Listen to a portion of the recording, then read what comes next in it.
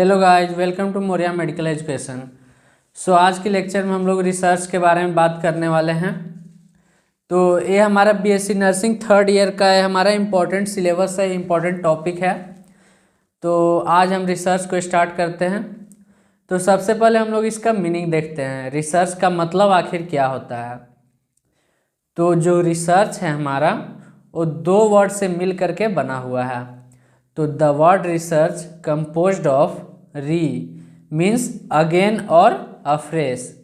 मतलब कहने का मतलब है कि कोई भी चीज़ को नए तरीके से करना, अगेन दोबारा करना।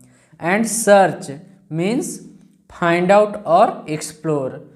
मतलब फाइंड आउट का मतलब हमारा हो गया पता लगाना, और एक्सप्लोर का मतलब होता है कि जो भी एग्जिस्टिंग नॉलेज है उसके नॉलेज के अंदर से इंक्रीजमेंट करना, मतलब उसको और विस्तार में जानना। तो सर्च का मतलब यही होता है। तो कहने का मतलब है कि किसी भी टॉपिक पर सर्च करना, सर्च करने के बाद एक बार नहीं, दो बार नहीं, 3 बार सर्च करना ताकि उसके बारे में नॉलेज गेन्स कर सके। इसी को हम लोग रिसर्च बोलते हैं। तो इसका एक और, अब इसका हम लोग इंट्रोडक्शन देखते हैं। तो research is a scientific systemic control and purposeful investigation. तो कह रहा है कि रिसर्च जो है एक साइंटिफिक क्या है, तो साइंटिफिक का मतलब होता है कि मतलब रिसर्च के थ्रू ये एविडेंस बेस्ड है। ये हमारा जो है पर्पसफुल इन्वेस्टिगेशन होगा। साइंटिफिक बेस्ड होना चाहिए ताकि एविडेंस बेस्ड हो, सिस्टेमिक हो। मतलब अगर हम लोग रिसर्च कर रहे हैं तो स्टेप बाय स्टेप होना चाहिए, ऑर्डरली मैनर में होना चाहिए, इस चीज़ का ध्यान रखेंगे। प्लस कंट्रोल, तो कंट्रोल का मतलब है कि रिसर्चर जो भी है, तो रिसर्चर जिस टॉपिक पर वो रिसर्च कर रहा है उसके कंट्रोल में वो चीज़ होना चाहिए ताकि चीज़ों को, डाटा को अच्छे से कलेक्ट कर सके। अगर डाटा को अच्छे से कलेक्ट करके उस पर रिसर्च नहीं करेगा तो कंट्रोल में रहेगा ही नहीं, और जब तक कंट्रोल में नहीं रहेगा तब तक रिसर्च होगा ही नहीं। इसलिए कंट्रोल मेथड है एंड पर्पसफुल इन्वेस्टिगेशन है। मतलब किसी भी टॉपिक पर अगर हम लोग सर्च कर रहे हैं तो उसका कुछ न कुछ पर्पस होना चाहिए। Which main objective is to expand body of knowledge और refine and explain already existing knowledge. तो इसका मेन उद्देश्य क्या है? तो इसका मेन उद्देश्य यही है कि जो भी हमारे पास नॉलेज पहले से प्रेजेंट है उसको और एक्सपेंड करना है, उसको और बढ़ावा देना है, उसको और बढ़ाना है। तो किसके थ्रू हम लोग अपने नॉलेज को एक्सपेंड कर सकते हैं? By the through the research and refine and explain already existing knowledge. तो जो चीज़ नॉलेज मतलब प्रेजेंट है हमारे दुनिया में, उसको और बारीकी से उसके तह तक जा करके स्टडी करना, that is the introduction of research. अब हम लोग इसका डिफिनेशन देखते हैं। तो रिसर्च का डिफिनेशन हमारे फर्स्ट साइंटिस्ट थे एक नोटर, जिन्होंने बताया था कि according to Noter research is a process systematically searches for new fact and relationship. तो इन्होंने बताया था कि रिसर्च एक ऐसा प्रोसेस है जिसको कि हम लोग सिस्टमेटिकली कहने का मतलब कि step by step orderly manner में सर्च करना। तो सर्च किसके लिए करना? तो for new facts and relationship, नए नए फैक्ट्स को जानने के लिए, नए नए रिलेशनशिप को जानने के लिए सिस्टमेटिकली रूप से सर्च करना, इसे हम लोग रिसर्च बोलते हैं। अगर आगे है हमारा सेकेंड जो साइंटिस्ट थे फ्रेंच लुथम साहब। तो अकॉर्डिंग टू फ्रेंच लुथम, इन्होंने बताया था कि research is a problem solving process. Research जो है हमारा एक प्रॉब्लम सॉल्विंग प्रोसेस है, ऐसी चीज़ जो कि प्रॉब्लम को सोल्व कर सके। तो एक प्रॉब्लम सॉल्विंग प्रोसेस है जिसको कि a systematic intensive study directed towards scientific knowledge of the subject studies. तो फ्रेंच लुथम साहब यही बताए थे कि रिसर्च जो है हमारा प्रॉब्लम सॉल्विंग प्रोसेस है। तो प्रॉब्लम सॉल्विंग इसलिए बोला गया है कि मान लीजिए आप किसी टॉपिक पर रिसर्च कर रहे हैं, तो अगर रिसर्च करने के बाद आप अच्छे से उस टॉपिक के बारे में गेन कर लिए, उस टॉपिक के बारे में अच्छे से आप नॉलेज ले लिए, तो किसी भी प्रॉब्लम को अब उस रिलेटेड टॉपिक से अगला प्रॉब्लम को तो हम लोग सोल्व कर सकते हैं। इसीलिए बोला गया है कि प्रॉब्लम सॉल्विंग प्रोसेस है through the research and a systematic. तो सिस्टमेटिक कहने का मतलब कि रिसर्च जो है step by step orderly manner में हम लोग करेंगे, plus intensive study. Intensive study कहने का मतलब है कि ऐसी स्टडी जो कि किसी पार्टिकुलर एरिया पर फोकस करती है। तो अगर हम कोई भी टॉपिक अगर कलेक्ट करते हैं, कोई भी पार्टिकुलर टॉपिक पर अगर हम लोग स्टडी करेंगे तो उसके बारे में हम लोग डीपली नॉलेज ले सकते हैं। तो वही चीज़ लिखा हुआ है इसमें कि हमें इंटेंसिव स्टडी करना चाहिए, मतलब किसी भी जो भी स्टडी कर रहे हैं कोई भी एक पार्टिकुलर एरिया पर फोकस करके स्टडी करना चाहिए, कोई एक पार्टिकुलर टॉपिक ले करके। तो ये फ्रेंच लूथम साहब यही बोले थे कि रिसर्च एक ऐसा प्रॉब्लम सॉल्विंग प्रोसेस है जिसमें हम लोग सिस्टमेटिक रूप से इंटेंसिव स्टडी करना चाहिए ताकि हम लोग जो भी साइंटिफिक नॉलेज है उसको गेन कर सके। इसका मेन एम क्या है हम लोग देखते हैं, इसका रिसर्च का मेन मोटो क्या है। तो the main aim of research is to search और find out answers of question. तो इसका मतलब है कि रिसर्च जो है हमारा, इसका मेन एम यही है कि सर्च और find out answers of question. तो जो भी क्वेश्चन एराइज हो रहे हैं दुनिया में उसका आंसर फाइंड करना ही रिसर्च कहलाता है। जैसे हम लोग एग्जाम्पल के थ्रू आपको बताते हैं हम, जैसे मान लीजिए अल्कोहल ड्रिंक करने से क्या खराब होता है। अब मान लीजिए क्वेश्चन एराइज हो गया, अल्कोहल पीने से कौन सा जो हमारा पार्ट है बॉडी का वो डैमेज होता है। तो हम लोग क्वेश्चन जो हमारा एराइज हुआ है इसको सर्च करने के बाद ही हम लोग पता लगा सकते हैं। तो जानते हैं कि अल्कोहल जो पीने से हमारा लीवर खराब होता है, ठीक, लीवर के अंदर सिरोसिस होता है बीमारी हमारा, and problems through scientific procedure. तो जो भी प्रॉब्लम क्रिएट हो रहे हैं उसको साइंटिफिक प्रोसीजर के थ्रू हम लोग सर्च करके उसका सॉल्यूशन निकालेंगे। साइंटिफिक कहने का मतलब है कि एविडेंस बेस्ड करना चाहिए, एविडेंस बेस्ड होना चाहिए हमारा रिसर्च, तभी ना हम लोग एक्यूरेट सॉल्यूशन तक जाएंगे। पर्पसफुल हमारा स्टडी होना चाहिए ताकि लोगों को अच्छा लगे। तो इसका मेन एम यही है कि जो भी क्वेश्चन एराइज हो रहे हैं उसका आंसर फाइंड आउट करना है और हमें साइंटिफिक प्रोसीजर के थ्रू प्रॉब्लम को सोल्व करना है। इसके बाद हमारा है नर्सिंग रिसर्च। तो नर्सिंग रिसर्च क्या होता है इसको हम लोग समझते हैं अब।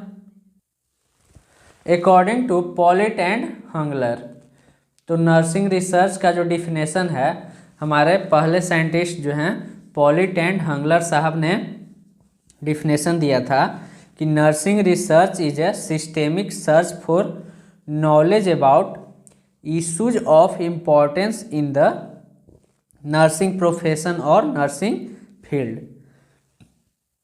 तो इनका सिंपल में डिफिनेशन यही था कि नर्सिंग फील्ड या नर्सिंग प्रोफेशन के रिगार्डिंग जो भी इम्पोर्टेंट इशूज हैं उस पर सर्च करना, that is called nursing research.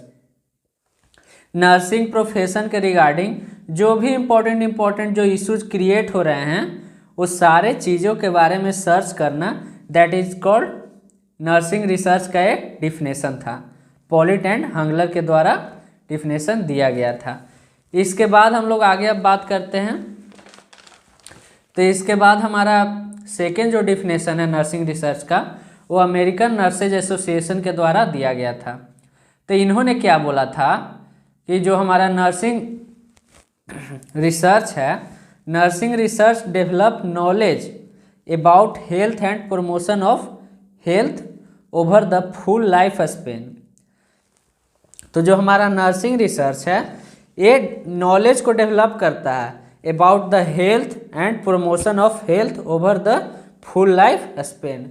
मतलब हमारी जो पूरी ज़िंदगी है पूरी ज़िंदगी के अंदर किस तरीके से अपने हेल्थ को हम प्रमोट करेंगे, किस तरीके से हेल्थ को बढ़ावा देंगे और हेल्थ के बारे में कुछ नॉलेज डेवलप करेंगे ताकि हेल्थ को और ज़्यादा इम्प्रूवमेंट कर सकें। And the care of person with health problem and disability. Nursing research के थ्रू हम लोग पर्सन को केयर प्रोवाइड कर सकते हैं बेटर से better.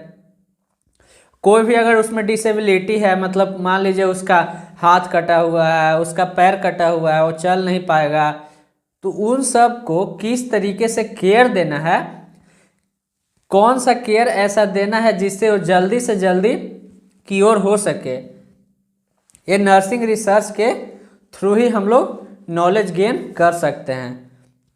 Nursing action to enhance the ability of individual to respond effectively to actual और potential health problem. तो बताया गया है कि नर्सिंग रिसर्च के थ्रू हम लोग अपने आप में अपने अंदर ऐसा एबिलिटी ला सकते हैं जिससे कि जो पेशेंट का एक्चुअल जो हेल्थ प्रॉब्लम हो रहा है उसको हम लोग समझ सकें। नर्सिंग रिसर्च के थ्रू हमारे अंदर इतना ज़्यादा नॉलेज आ जाएगा कि हम किसी पेशेंट को तुरंत देखने के बाद हम लोग उसका एक्चुअल जो प्रॉब्लम है उसको फाइंड आउट कर सकें, उसको प्रॉपर ट्रीटमेंट दे सके, जल्दी से जल्दी रिहेबिलिटाइट हो सके, जल्दी से जल्दी क्योर हो सके।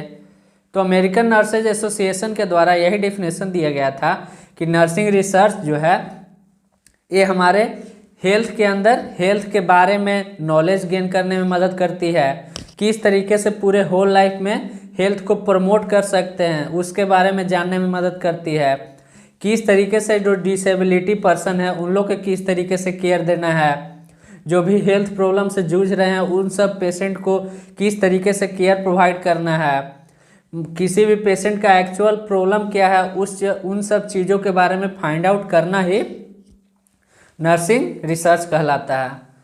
इसके बाद हम लोग आगे अब बात करते हैं according to International Council of Nurses. ये हमारे 1986 में एक डिफिनेशन दिया गया था इंटरनेशनल काउंसिल ऑफ नर्सेज के द्वारा, उसको हम लोग देखते हैं। Nursing research is a way to identifying new knowledge. Nursing research एक ऐसा रास्ता है जिसके थ्रू हम लोग न्यू नॉलेज को आइडेंटिफाई कर सकते हैं, मतलब नए नए नॉलेज को हम लोग आइडेंटिफाई कर सकते हैं। And improve professional education. Professional education को इम्प्रूव करना, इसके मतलब है कि मान लीजिए जो भी नर्सिंग से रिलेटेड जो भी एजुकेशन करिकुलम होता है, जैसे प्रोग्राम वगैरह जो CHC PHC ये सब में जो होता है, उसके अंदर प्रोफेशनल एजुकेशन को बढ़ावा देना। एंड प्रैक्टिस कहने का मतलब कि किस तरीके से आप सुई देते हैं, किस तरीके से आप बैंडेज करते हैं, इन सब चीज़ों पर प्रैक्टिस होना चाहिए, कमांड होना चाहिए। And effectively use of resources, मतलब जो भी रिसोर्सेज है उसको इफेक्टिव वे में यूज करना है। तो इन्होंने डिफिनेशन दिया था इंटरनेशनल काउंसिल ऑफ नर्सेज ने कि नर्सिंग रिसर्च जो है एक ऐसा रास्ता है जिसके थ्रू हम लोग न्यू नॉलेज को आइडेंटिफाई कर सकते हैं, पता लगा सकते हैं।